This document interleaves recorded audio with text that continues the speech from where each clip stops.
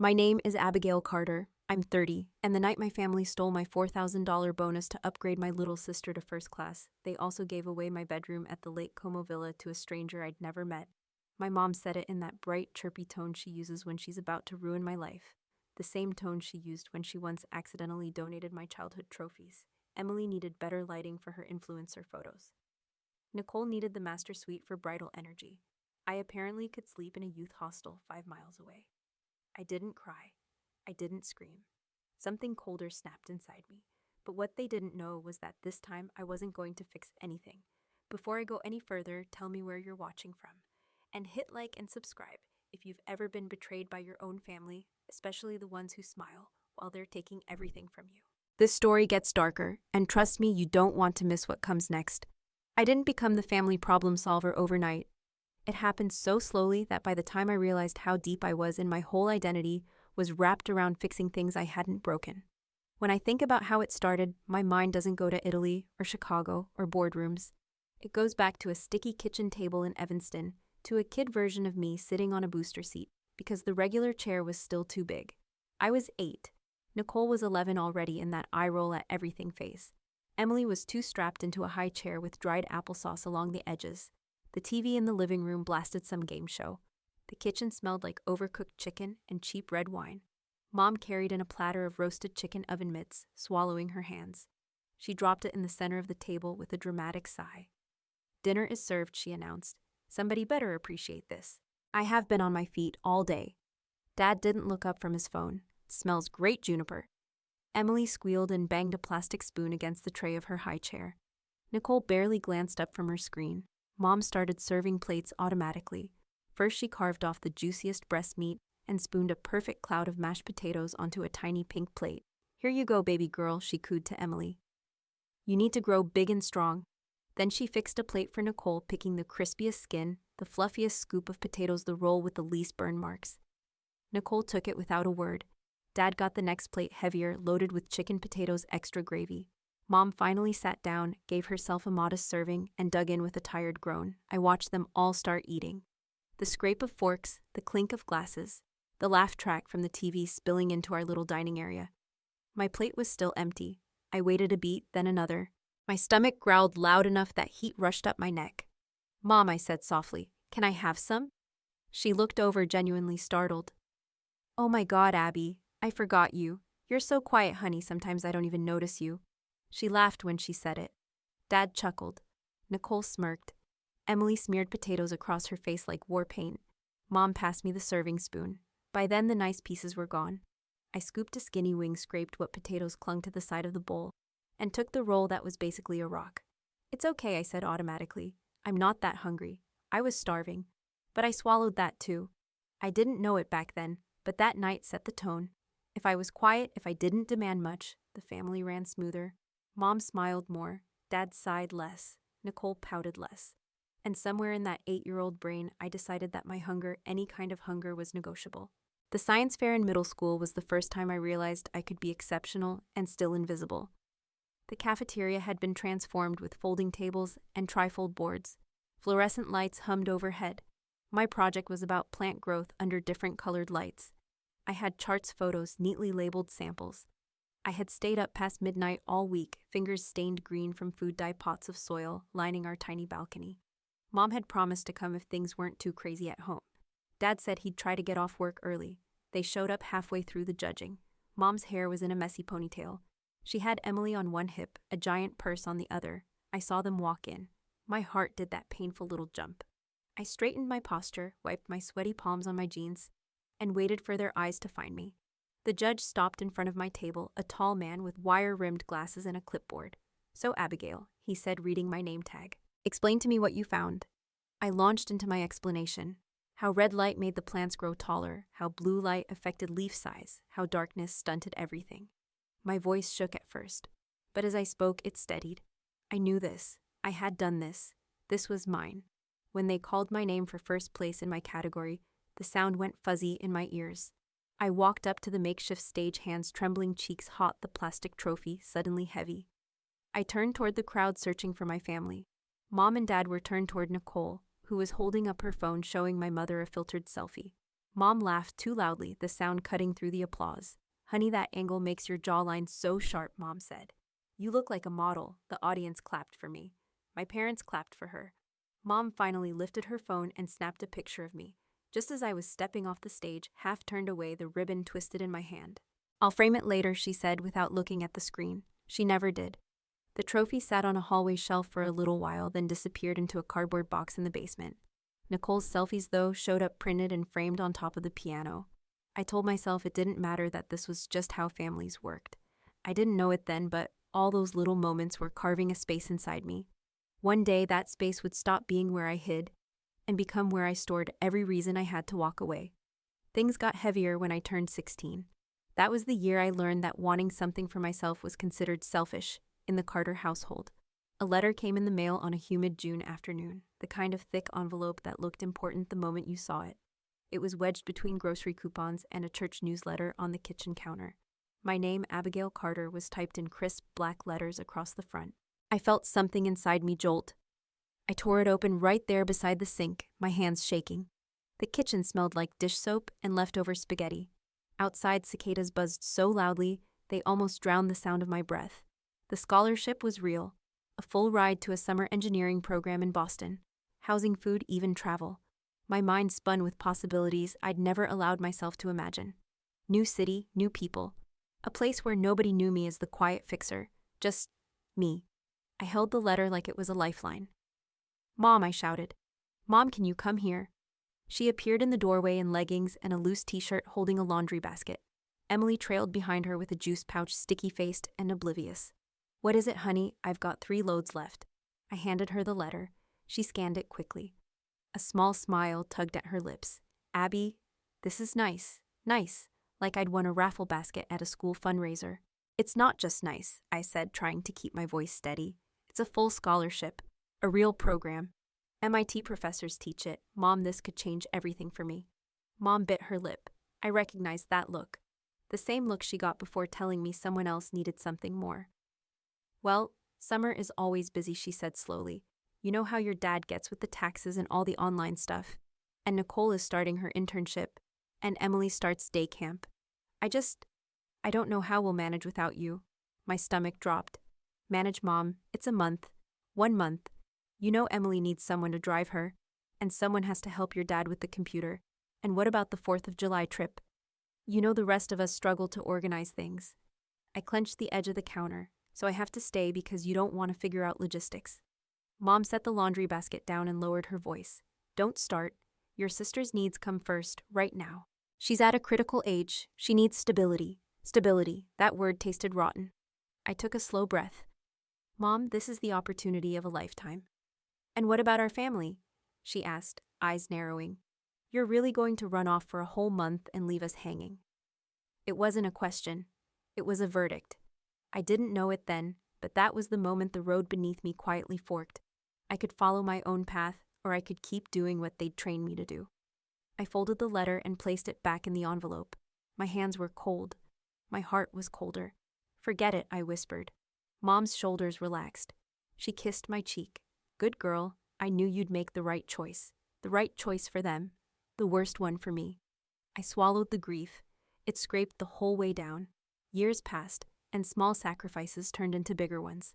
I got a job my sophomore year of college to pay for books. Most of the money somehow ended up covering Emily's new clothes or Nicole's gas fund.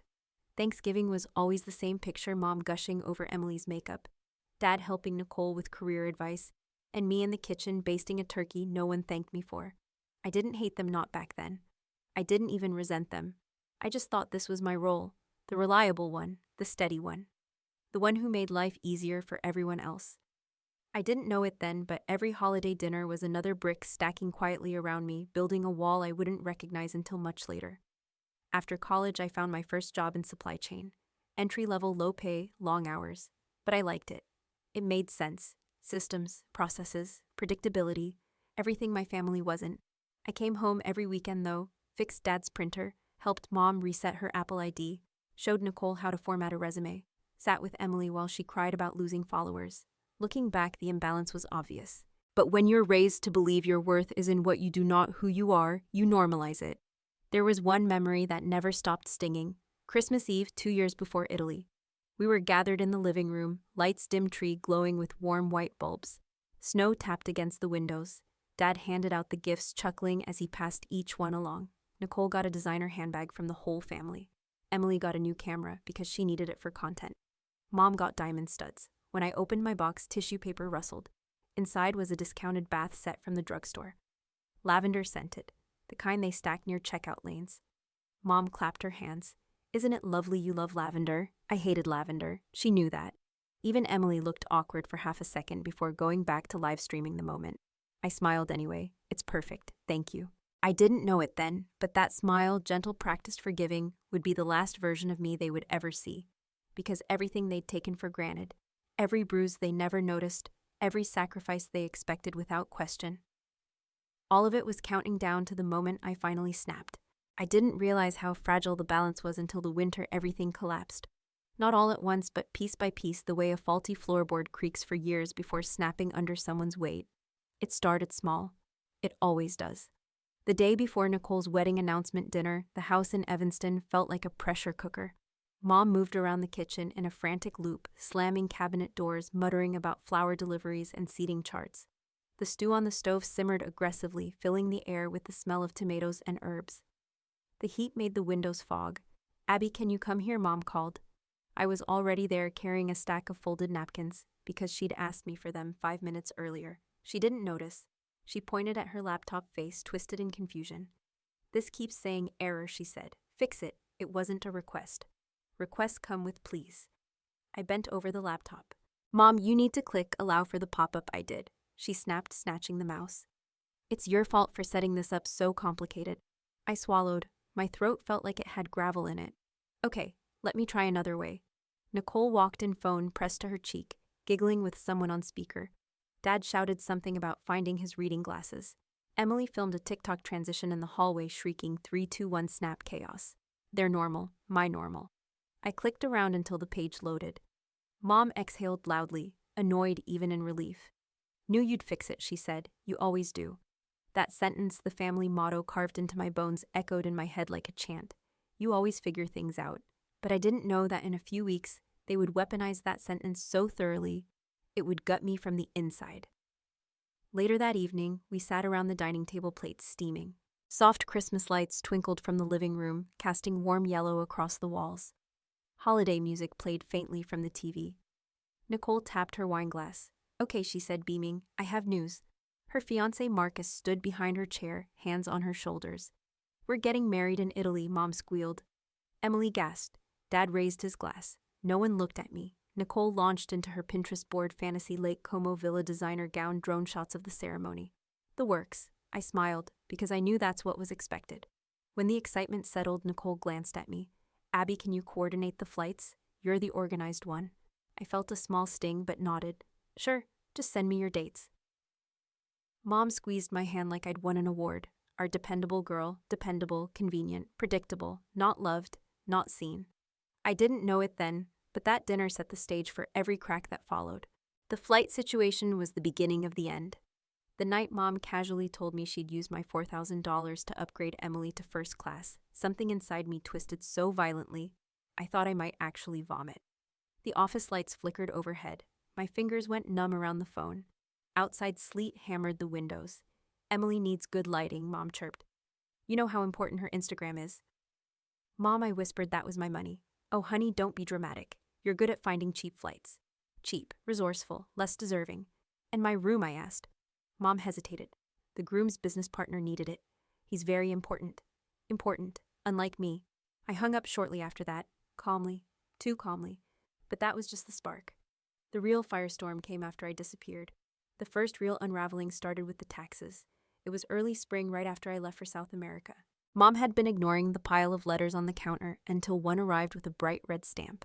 She opened it, skimmed it, then screamed for Dad. "It says we owe $98,000, she said, voice trembling. "This can't be right." Dad grabbed the letter with shaking hands. "They're penalizing us." Abigail set up the automatic payments. Did she cancel them? Why would she do that? Mom paced. "Call her. I've been calling. Her phone's off. Email her." Dad typed, breath uneven. A second later, they heard a ding. My automated message. The one I had scheduled. I am alive, safe, and healthy. Do not file a police report. I will not respond. Mom's face crumpled. She abandoned us. Dad looked away. No, she wouldn't. But she would. I had. And they had no idea how to exist without me. Bills were late. Password recovery attempts locked them out of their own accounts. A credit card got declined at the grocery store, and Mom cried in the car for 20 minutes. They missed the deadline on Nicole's wedding vendor deposit and lost the florist entirely. Every mistake they made echoed a truth they never wanted to confront. I had held their lives together. A week later, another crack formed, this time because of Emily. She had flown to Italy early. She posted daily from cafes and boutiques, posing with espresso cups and insisting it was all work-related. She bought a $600 silk dress for content, charged it to the family credit card, and didn't think twice. When the bill arrived, Dad nearly collapsed. $53,000, he whispered.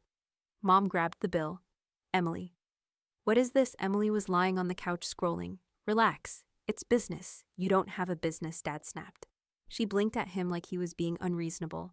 It's called investing in my brand. Dad slammed the bill on the coffee table so hard Emily flinched. We can't afford this. Well, maybe Abigail can help, Emily muttered. Mom's face went red. Don't say her name. Emily rolled her eyes. What? She's the reason we're in this mess. That sentence was a knife. And it was only the beginning of the blade she'd eventually plunge into my back. Then came the wedding disasters, each one another reminder of what they'd taken for granted. The wrong roses arrived. The calligrapher messed up over a dozen names. Guests were confused about shuttle times. Nicole tried to hold it together, but she cracked in the bridal suite. Where is she? She sobbed to Mom. Abigail would have fixed all of this. Mom stroked her hair. She'll be here any minute. But the truth sat heavy in her chest. I was gone. They just didn't know how gone. Meanwhile, thousands of miles away, I was in Peru, climbing steep village paths, the thin air burning in my lungs. I was building something new, my own life, my own work, my own world. But the fever hit fast and hard, dropping me into a hostel bed where I shook violently for hours. Rosa held a bowl of broth to my lips. Her hands were gentle, foreign, undeserved. My phone buzzed quietly against the floor. My mother's contact hovered at the top of my screen. I stared at it. One tap. That was all it would have taken. But I remembered the villa, the missing room, the stolen money, the sentence that had hollowed out my chest. You always figure things out. I closed my eyes and let the fever take me under. Some part of me drowned there. And when the fever broke, I wasn't the same person. The next twist came from a direction I never expected, straight out of Emily's self-centered desperation. A few months after the Italy wedding, she met with my former boss, Hunter Vance. She didn't even try to hide it later when she admitted everything at the restaurant.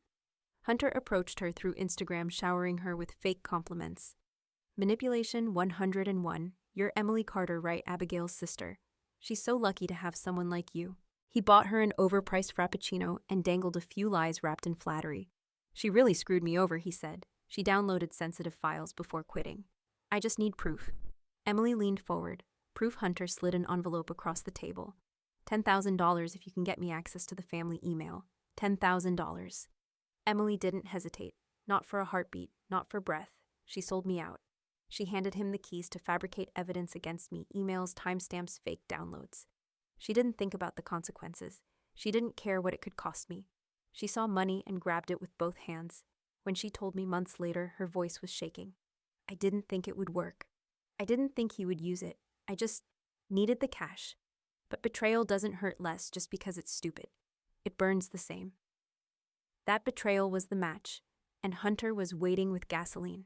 When Nexus's board summoned me that Monday afternoon, when I saw the thick PDF of accusations, when I saw his smug signature at the bottom, I felt something click into place. Not panic, not fear, clarity. My family had taken everything from me. My boss had tried to bury me. My sister had sold me out. And I had survived fever, altitude, and exile. They had no idea who they were dealing with anymore, and they had no idea what was about to hit them. Trouble has a way of compounding when no one is watching. While my family scrambled to patch the holes I'd once filled, Hunter Vance escalated his own obsession with punishing me. His anger didn't explode. It simmered thick and slow like tar, and he poured that tar into every direction he could think of, desperate to coat me in it. He started small. A few emails to old clients suggesting they exercise caution with any shipments connected to South America because a certain former employee with questionable ethics is involved. A not-so-subtle dig wrapped in corporate language. One boutique owner forwarded the email to me with a message. "You okay?" This guy seems unhinged. I stared at the screen for a long time, listening to the quiet hum of the Peruvian hostel generator outside my window. The night air was thin and cold. Rosa was singing downstairs, her voice soft and steady, like rolling water. I breathed in the scent of wool fibers and damp stone. Hunter wanted a reaction. I didn't give him one, but he wasn't done. Within weeks, 2 logistics blogs posted anonymous tips, warning about a mysterious American woman freelancing illegally in the Andes, allegedly stealing supplier information and sabotaging companies. It was laughably transparent. The wording was identical to Hunter's previous emails. The punctuation matched his writing style. Carmen would later confirm that the post came from a VPN Hunter had used at least 6 times before. I read the articles on a cracked phone screen while waiting for a bus in a mountain village, my breath fogging in the cold. I didn't panic, not outwardly, but something dark curled slowly in the base of my spine. He was escalating, and he had no idea I was becoming someone he couldn't touch anymore. Around the same time, my family reached a new level of internal chaos. Nicole's pregnancy brought out dimensions of stress I'd never seen in her. She called Mom, constantly crying about insurance paperwork, nursery colors, baby shower invitations. "You used to handle all this for us," Mom whispered once on the phone, not knowing I had blocked her number weeks earlier. She said it to Dad, voice cracking. "I don't know how to do anything anymore." Dad didn't answer. He was drowning under the fallout of the IRS penalties and the second mortgage he'd taken out just to cover the late fees. Emily had moved back home temporarily, draining what little stability they had left. She slept until noon, took long showers that drained the hot water, and left her dishes crusted and cold in the sink.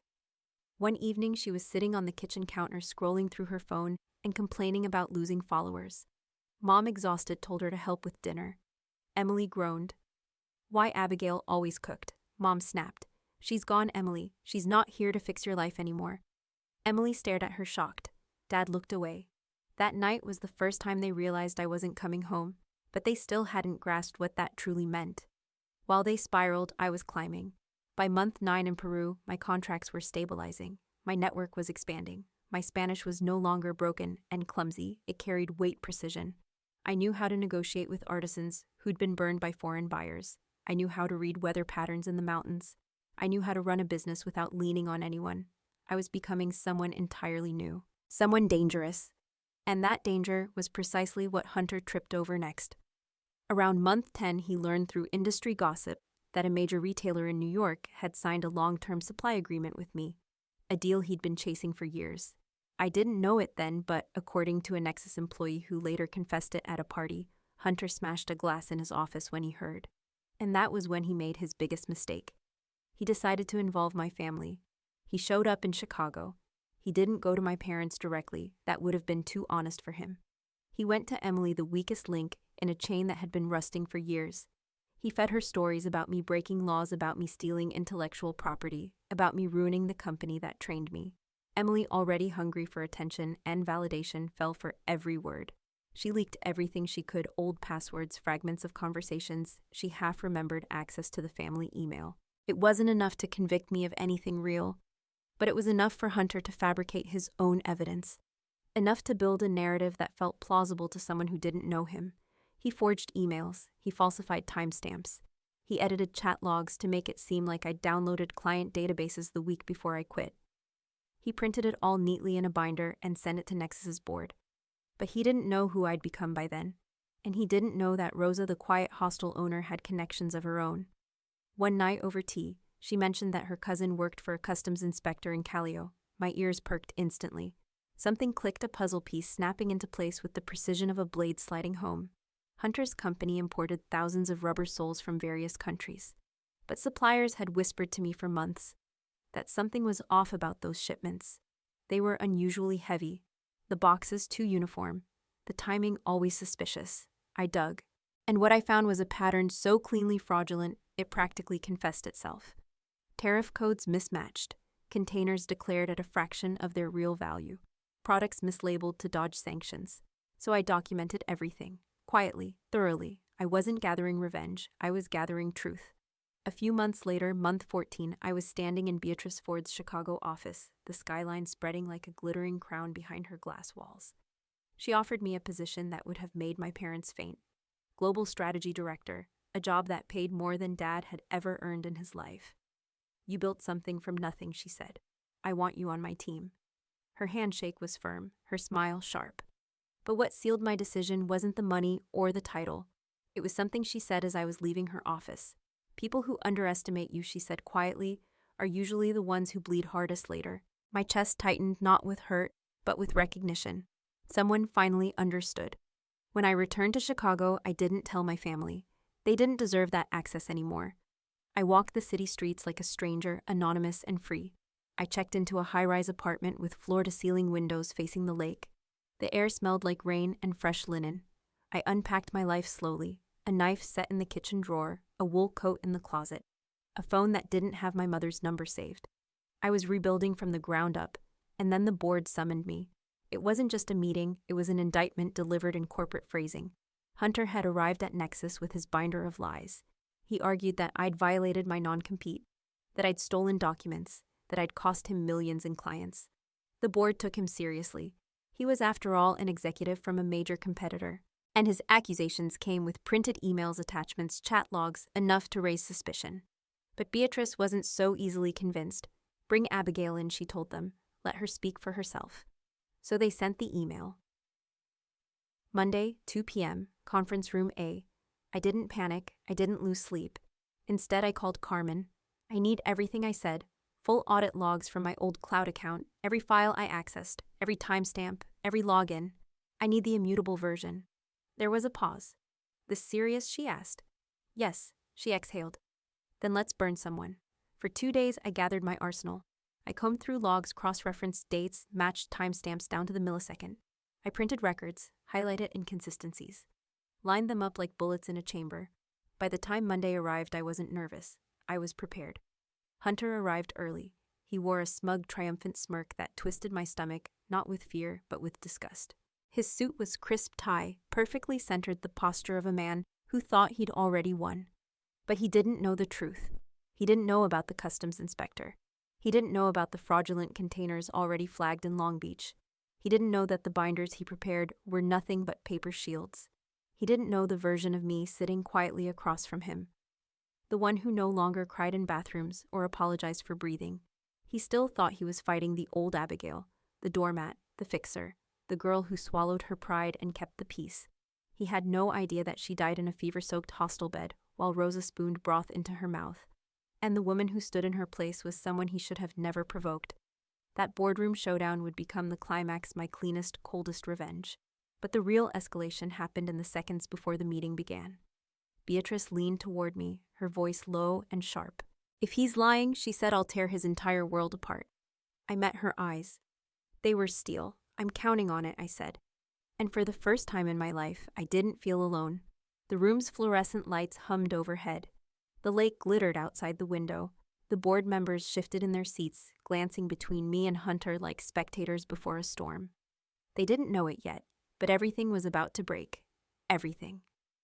The elevator climbed toward the 42nd floor with a soft mechanical hum, each passing number lighting up with an almost ceremonial slowness. The ride felt suspended in something thick, like the air itself was bracing for what was about to happen. My reflection floated in the mirrored walls, sharp suit, colder eyes, hair pulled back tight enough to keep every emotion pinned in place. I barely recognized the woman staring back. I stepped out into the executive hallway where the carpet muffled every footstep. Glass walls framed the skyline, the lake glistening like a sheet of hammered steel. Chicago looked calm from up here, serene even, but inside me the tension pressed like a thumb against a bruise, steady, familiar, impossible to ignore. Conference room A was waiting at the end. I pushed the door open. The first thing I saw was the long obsidian table polished so clean it reflected every overhead light like a blade. The board members sat aligned along it, a row of tailored suits, tight faces, and folded hands. At the head of the table was Beatrice Ford. Legs crossed, jaw, sharp gaze, unreadable. She didn't nod when I entered. She didn't need to. Then there was Hunter. He sat across from the empty chair, meant for me, leaning back with theatrical ease.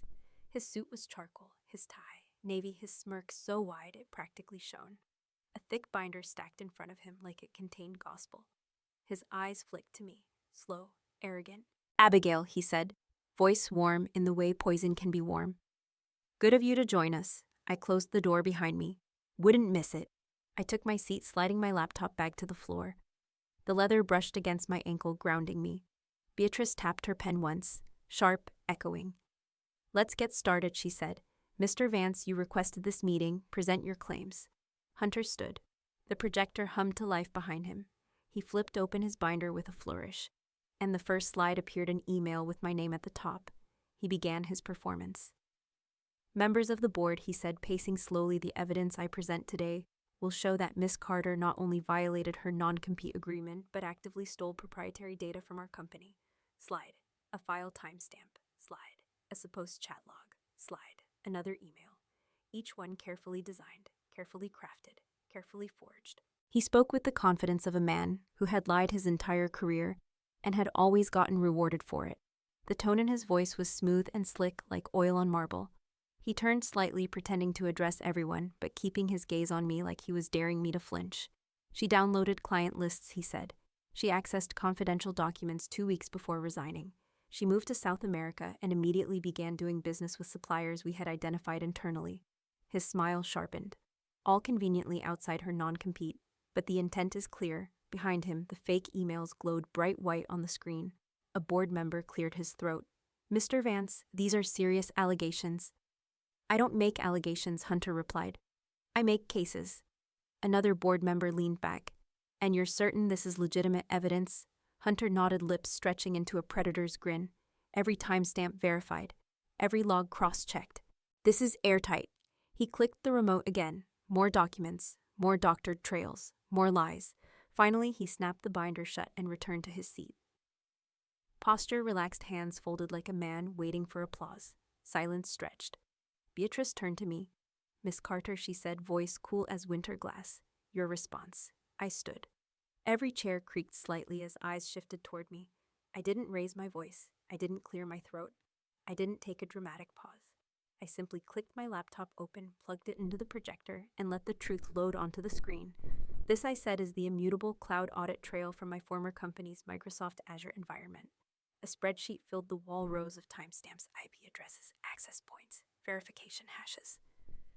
"These logs," I continued, "cannot be edited. Not by administrators, not by executives, not by system engineers. They exist outside the control of anyone employed by Mr. Vance's company." A board member leaned forward. "And you obtained them legally?" "Yes," I said. "Nexusit requested them with proper authorization. Carmen Reeves completed the extraction." Right on cue, the door opened. Carmen stepped inside, heels clicking decisively, a badge clipped to her blazer. She gave me the faintest nod. Hunter stiffened. I clicked to the next slide. The file Hunter claimed I downloaded on January 10th. The logs showed it didn't exist until April 3rd, 3 months after I'd quit, 3 months after I'd left the country, 3 months after my badge had been deactivated. "This gap," I said, calmly highlighting the mismatch, "is not a mistake. It is fabrication." A murmur rippled through the board. Slide. Another email Hunter claimed I wrote. The metadata showed it originated from an internal admin account, logged in from a machine assigned to none other than— I zoomed in. "User HVance_admin backup." Hunter went white. "Mr. Vance," one board member snapped, "is that your account?" Hunter opened his mouth. "It's not, I don't—" Carmen stepped forward. "The admin account was used on a device accessed exclusively by Mr. Vance. The login IP matches his office, the timestamps match his work hours, and the document creation logs match none of Miss Carter's historical patterns." I clicked the next slide. A chat log Hunter forged, showing me admitting my plan to steal clients. "Notice the font discrepancy," I said. "Notice the timestamp format. Notice the spelling of logistics. I never used the British spelling," the board whispered. I wasn't done. "Also," I continued, "the system shows 0 access from my profile during the period he claims I stole files. Look here." I highlighted the column. No access, no downloads, no activity, no anomalies, nothing. "It's almost impressive," I said, keeping my voice mild, "how much work Mr. Vance put into forging this." Almost. The room stilled. Beatrice's eyes narrowed. "Mr. Vance," she said, "would you like to explain?" He stood abruptly, knocking his chair back. His voice cracked. "This is absurd. She hacked the logs. She manipulated the data. You're claiming," Carmen said slowly, "that she manipulated Microsoft's encrypted audit vault." Hunter wet his lips. Sweat rolled down his temple. This isn't." I closed my laptop. "That's not the only issue," I said. "There's more." I switched to a different set of documents: customs records, import logs, HS codes, pictures of a shipment inspected at the port of Long Beach at 9:14 a.m. that same morning. This, I said, is Mr. Vance's real problem. The screen showed a photo of a shipping container bursting with finished leather shoes, but the documents labeled the shipment as rubber shoe soles. A board member slammed his pen down. That's tariff evasion. I nodded. Rubber soles are taxed at 2.5%. Finished leather footwear imported from the sanctioned region listed here. I pulled up the secondary document. Subject to an additional 25% anti-dumping duty. The board erupted. Hunter's breathing grew ragged. You sabotaged me, he stuttered, pointing at me. This is a setup. No, I said, voice flat. This is your pattern. I clicked again. Dozens of past containers, dozens of mismatched codes, dozens of falsified declarations. 5 years of fraud lined up in neat chronological order. Gasps filled the room. Chairs scraped the floor. Someone muttered, "Oh my God." Beatrice stood. Her presence filled the entire room. Mr. Vance, she said quietly, do you understand the severity of what you've done? Before he could answer, the door opened again. 2 federal agents stepped inside, badges lifted. One spoke. Hunter Vance, you need to come with us. Everything slowed. Hunter stepped back. No, this is a mistake. I have rights, you do. The agent replied. And you can exercise them while we review your company's records pursuant to the warrant issued this morning. The agents took his arms. He thrashed once loudly. You think this is over, Abigail, he hissed. You think you've won. I'll destroy you. I leaned in just enough for only him to hear. You already tried, I whispered. And you failed. His face twisted into something feral as they dragged him out. His voice echoed down the hall until the door closed, sealing the sound outside. Silence washed over the room, thick, heavy, cleansing. I stood unmoving as the board tried to gather themselves. Papers shifted, throats cleared. Someone muttered apologies. Someone else cursed under their breath. Beatrice was the last to speak. She walked around the table, heels clicking like punctuation. She stopped in front of me. Miss Carter, she said, you saved this company today. I met her gaze. I saved myself, I said. A smile tugged at the corner of her mouth. Then consider this your reward. She extended her hand. Effective immediately, she said, you're being promoted to Senior Vice President of Global Operations. $50,000 raise. Full executive privileges. The room stirred. I shook her hand. Thank you, I said, but my voice was already far away. Because the victory wasn't the promotion. It wasn't the applause. It wasn't even Hunter being escorted out like a criminal. The real victory was the absence of fear. The version of me who once begged for approval, who once crumbled under pressure, who once sacrificed her dreams for her family, that girl was gone.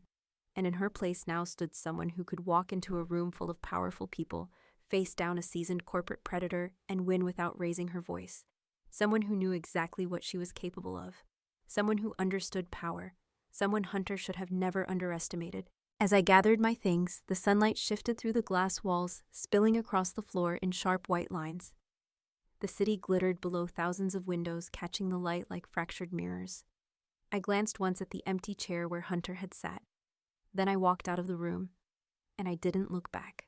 Chicago looked different after the boardroom meltdown. The air felt cleaner, the skyline sharper, as if the city itself had been holding its breath and finally exhaled. I left the building with the late afternoon sun cutting across the pavement, turning every glass tower into a blade of gold. People hurried past me, suits, interns, tourists, but I didn't feel part of the crowd. I felt above it, outside of it, like I'd stepped into a version of my life I'd never been allowed to imagine. My phone buzzed in my pocket. Not from my family, none of them had my new number, but from Nexus's internal system. Emails from legal, from HR, from partners wanting meetings after hearing what happened. I turned the phone face down and let it sit there, vibrating lightly like a distant radio signal. I wasn't quite ready to tune into. Instead, I walked. Down Michigan Avenue, past the river, through a breeze that carried the smell of roasted nuts and car exhaust. My heels clicked a steady rhythm on the concrete. My pulse matched it, calm and controlled. That feeling in my chest wasn't adrenaline anymore. It was something colder, smoother. Something like certainty.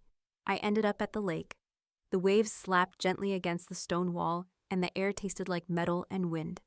I stood there for a long moment, staring out at the water stretching toward the horizon. The same lake my family always bragged about spending summers beside. The same lake house they'd nearly lost because they couldn't function without me. The same lake house I had quietly bought out from under them using an LLC they didn't even know existed. I thought about the keys sitting in my apartment drawer, silver, clean, heavy.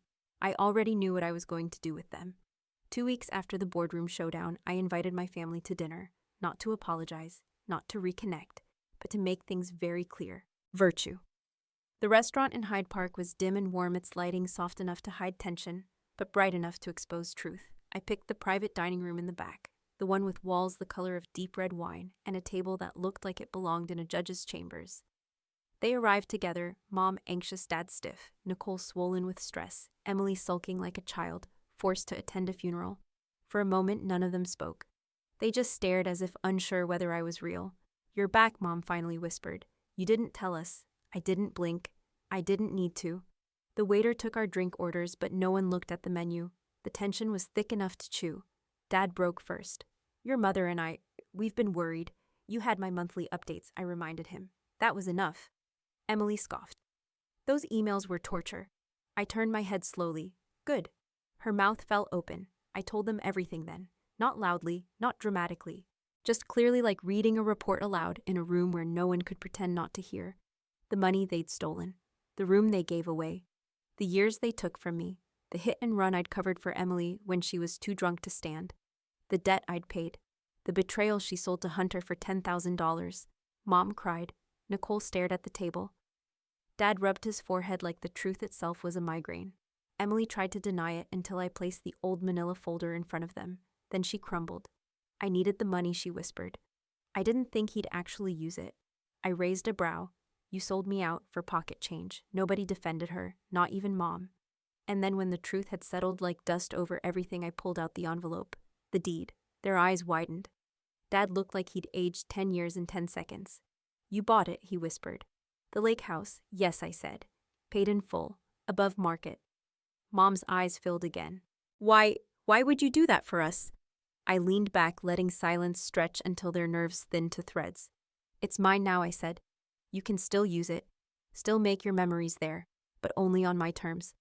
I glanced at Emily, letting my gaze cut clean. "You're banned until you pay back every cent you owe me." Her breath hitched. "Abigail, please no." The table fell quiet again, heavy, final. It wasn't revenge, not exactly. It was balance. We finished the dinner in silence. When it was over, I left $300 on the table and walked out without looking back. The night air hit me with a rush of cold, lifting the ends of my hair. It felt like stepping into a new atmosphere. Days passed. Work accelerated. My name began circulating through industry circles with a weight it hadn't carried before. Journalists reached out. Companies asked for meetings. People who once ignored me suddenly rushed to shake my hand. And through all of it, I kept my distance from my family. Not out of anger anymore. Out of clarity. One night, as I prepared for my trip to Tokyo, I opened the drawer where the lake house keys rested. I picked them up, feeling their chilled weight against my palm. They weren't souvenirs. They were leverage. They were freedom. They were proof that I would never again be the version of myself who begged for scraps of affection. As I zipped my suitcase shut, my phone buzzed. A text from Mom. "I'm proud of you. We miss you." I stared at the message for a moment, then turned the phone face down. I didn't owe them an answer, not anymore, because they thought losing me had ruined their lives. But what they didn't realize was that losing them had saved mine. And this story, my story, was only just beginning. If you've ever felt like the outsider in your own family, hit subscribe and stick around. Stories like mine don't end when the door closes or when the plane takes off. They keep unfolding in the quiet moments, in every boundary you finally hold, in every breath you take without asking permission. And if you've ever carried the weight of everyone else's needs on your back, I want you to know something. There's life beyond that. Real life. So before you go, drop a comment, tell me your story, and make sure you're here for what comes next.